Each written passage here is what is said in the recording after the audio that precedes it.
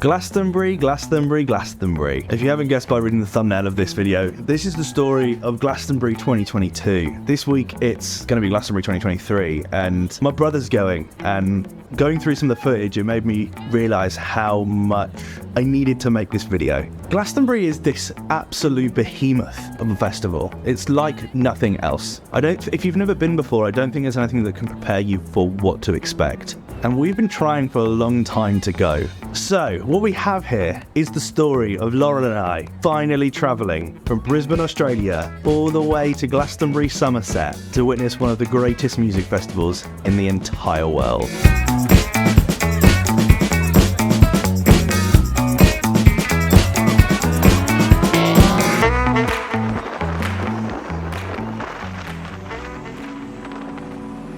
As we travelled closer and closer to the festival site, it became ever more apparent that this was not just your standard music festival. This was something much bigger. It's massive. You got your tickets, yeah? Yes. We arrived at about 9 o'clock. We got a couple of hours sleep before joining the queue. No, do you know what this reminds me of? Is Jurassic Park. Yeah. Where the dinosaurs. Yeah. Set up in the queue. It's 5 a.m, 5:45 actually. I've had an hour's sleep in the car. I'm ready to get in and get camp set up. We also got a couple more hours sleep, and then it was making our way through the monumental queue and got camp set up on one of the hottest days of the year. We're through, we're set up.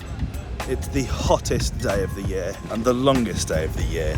So we're gonna wait for the sun to go down and go and enjoy some fucking cool shit. Oh look, that's the other stage. Yeah, that's the other stage. You see there is the other stage, and right behind it, there she blows, the pyramid stage. And I think that behind it there is their like shit tank gas maker. Arcadia stage. So this is the giant mechanical spider monster that is Arcadia. I've seen this buds before at Festival many years ago. The Chemical Brothers will be playing there. There wasn't a lot to do on the Wednesday, but there was so much to see. Ribbon Tower, Park stage. So we spent a lot of the day just exploring. We were there with our mate Lydia, her boyfriend Charlie, and our other mate Charlotte, and of course Lauren.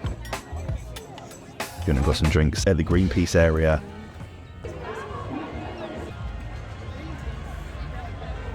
Explored parts of the healing fields before making that legendary trek up to the Glastonbury sign for sunset. Right, let's go to the Glastonbury sign. There's this amazing thing that happens every year where like 100,000 people climb this hill to watch the sunset. I think this actually was the longest day of the year that year as well, so by the time the sun had set it was actually quite late. To be around all of these people who were all there just to witness something that happens every single day was a really beautiful moment.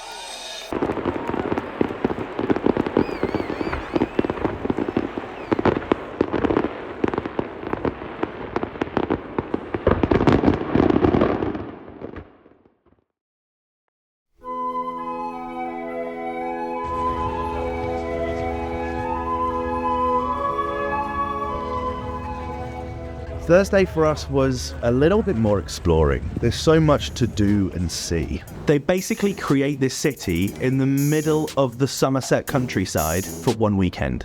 We started off with a visit to Glastonbury Stone Circle in the sacred space. They're a series of rocks that are like placed in a circle that look like they've been there for centuries. I just googled it. They were erected in 1992. But it's still cool, kind of feels Stonehenge-y. From there we walked through to the park area. The park stage and area could be an arena of its own. It's crazy. Amazing installations and performers. The best was absolutely when we headed over to Glastonbury-on-Sea, which is meant to be like a seaside British holiday. I think one of the things that just shocked me the most on that Thursday was just how many people were there. As you walk down the railway track towards Shangri-La, you're moving into a different part of this world. They've built this site to feel secret and exciting, and you feel like you could just go and explore it for days.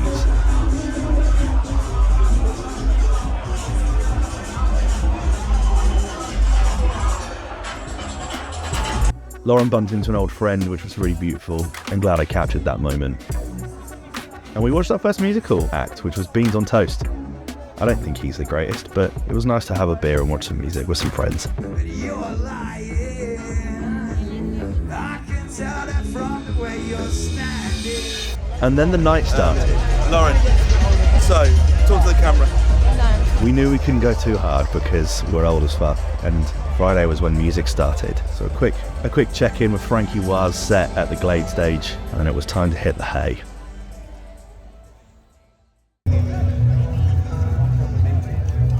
The festival hangover is never a fun thing to do. I'll be completely honest with you, I thought today I'd be completely fucked. We're not too bad today. Can't say the same about him though. We kickstarted our Friday heading over to the Pyramid stage, which felt amazingly iconic to me, to watch the brilliant Ziggy Marley.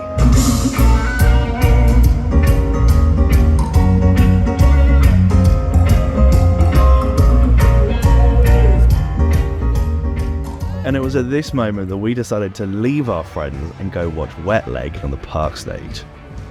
We were so excited to see Wet Leg. Feels like everyone else at Glastonbury maybe had a similar idea, because we couldn't see a thing.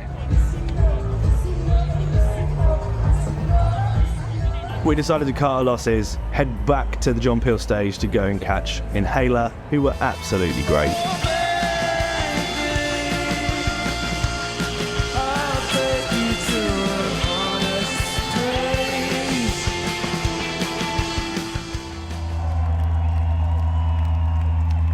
And this was followed up by a brilliant set by Girl in Red. I'm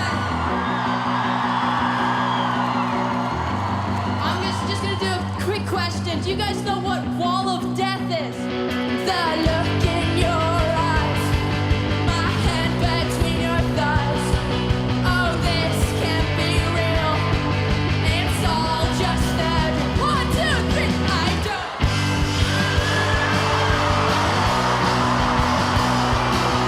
No one exists who is tomorrow. I don't wanna be your friend. I fucking love you. Honestly, she's just one of the best artists in the world. We absolutely adore her. One of the most amazing things about this festival site is between shows, you can just go and explore. You can do it, but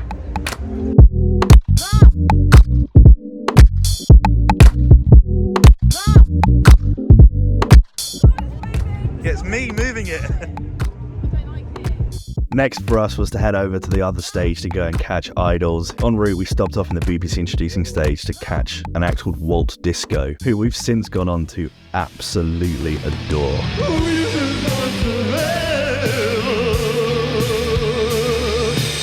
Hello! Are you ready to collide?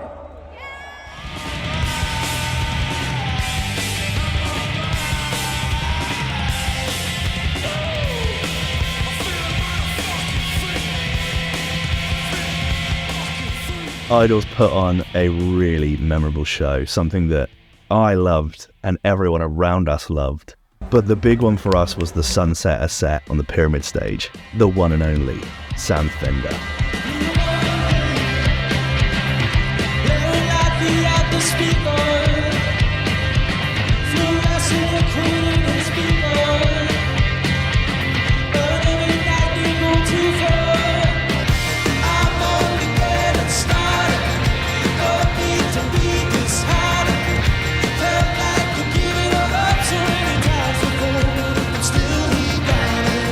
We've been fans of Sam Fender for a long time, and his rise has been absolutely phenomenal. So to witness him take it all the way to the Pyramid stage, it felt very special.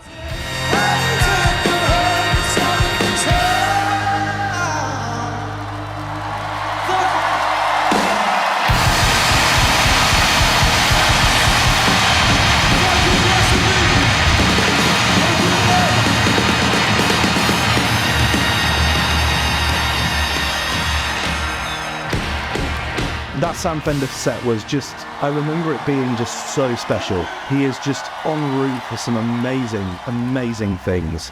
And rather than watching Billie Eilish, we thought what better way to cap the day off than to go see Oxford's own Bowles.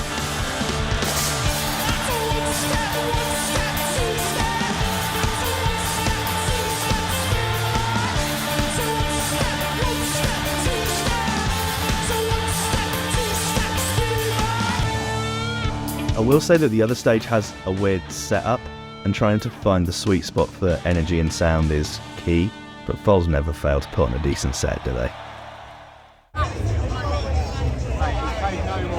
Saturday morning rolls round and I get a notification through to my phone that Idols are performing a secret set on the introducing stage. There was no way I was going to miss this.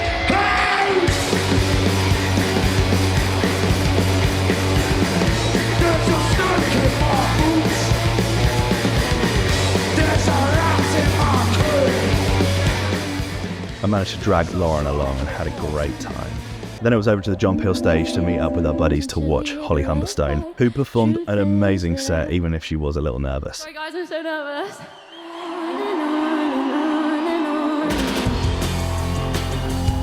But the truth is... And then, out of nowhere, on the way to go see Haim, Greta Thunberg shows up to do an amazing speech about climate change. It is destabilizing.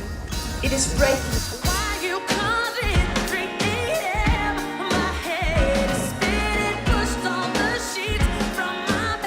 Haim then put on the most incredible show. It was absolutely packed out. And they really are, I think, the most underrated band in modern music. Banger after banger after banger. Just know that I want you back, yeah. Just know that I want you back, baby. Just know that I want you out in the bar on the boat. I'll give you all the love I never get before I left. Here we sing, Lauren. We're off to see Leon Bridges. West Holstead. Oh my lord, I'm so brown. I've not actually looked at myself in the mirror for 3 days. Pretty busy. Not too bad though, like there are 100,000 people at Haim probably, so pretty good going. Right. I see you. On me, on my, can't explain. I just be my. On me, on my. Sing that. Following him, we got to catch the brilliant Caribou, but it was just as the sun was setting, and it was just such a moment for us.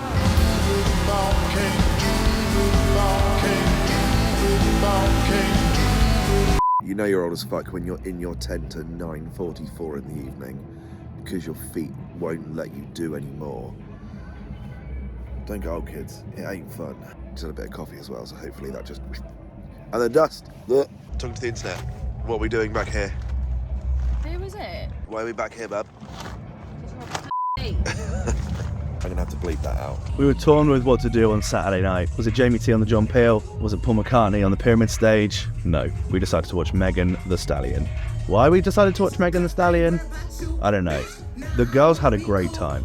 She was also brilliant, like I'm not gonna lie. But Paul did bring out both Bruce Springsteen and Dave Grohl, and Jamie T is Jamie T. So in hindsight, I'm not sure it was the best decision, but Megan, if you're watching this, you're absolutely brilliant. We still had this wind in us, even if our legs were broken, that we wanted to keep on going. So we decided Saturday night would be our night to head over to the Shangri-La area. The rumour was spreading around that Fatboy Slim was doing a secret set at 2 a.m. Yeah, 2 a.m. That's fucking stupid, isn't it? Turns out that when we got there, he was just doing this like bullshit fucking deep tech house set that no one really cared about. Should have gone to bed.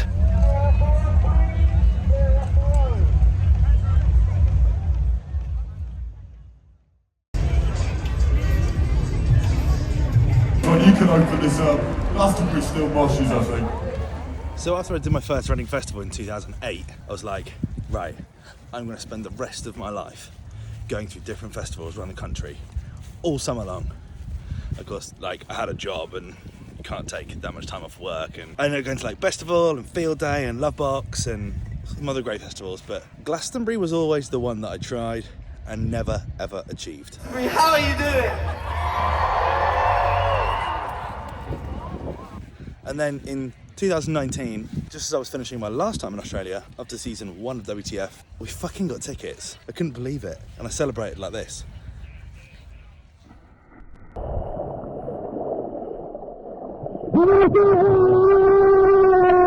So fast forward to 2020, they cancelled Glastonbury, and I'm gutted, absolutely gutted.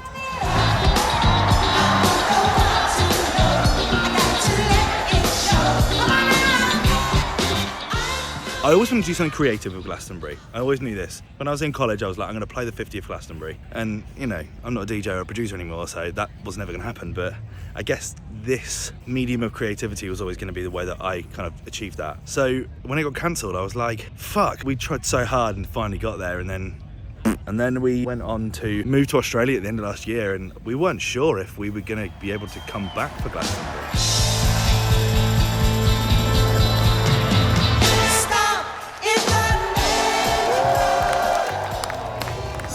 Diana Ross is just there, and I just spent 25 minutes getting through the crowd until let's go watch Animal Stickers.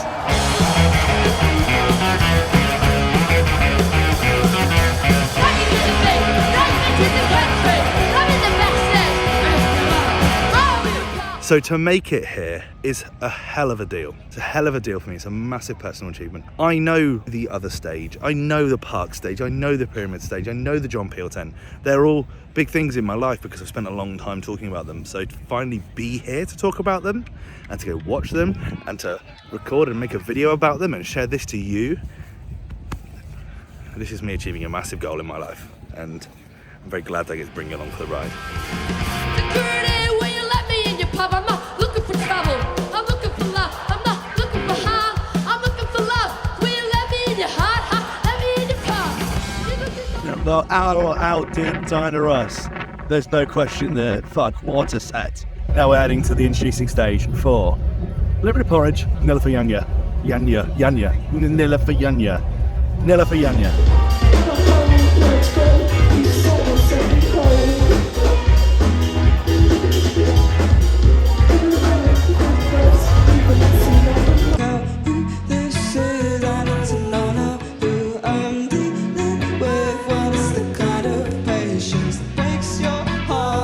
Next for us was this rundown to the end of the evening. We were on our penultimate set for the weekend. We parked ourselves at the top of the Pyramid stage to watch Lorde perform something that I didn't think I would enjoy as much as I did.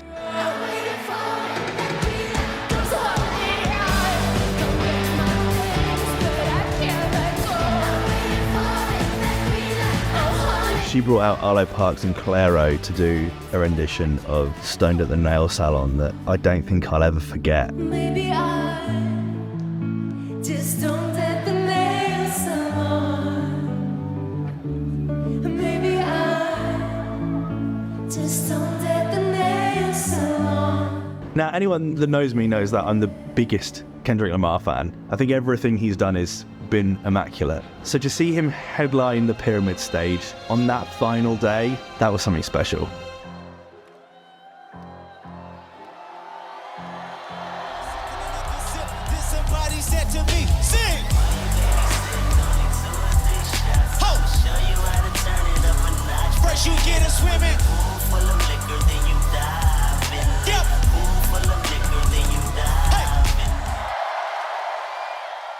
And that was it. That was our weekend. We had the most amazing time. You know, music festivals aren't easy. You're sleeping rough, you're constantly thirsty, you're tired, you're walking. God, I don't know how many thousands of steps we walked during that festival, but it was a lot. But in hindsight, and given this amazing series of memories, these moments that were just so epic. And so, if you're going to Glastonbury this week, I'm really excited for you. I'm very, very, very jealous. And I hope you just have the best time.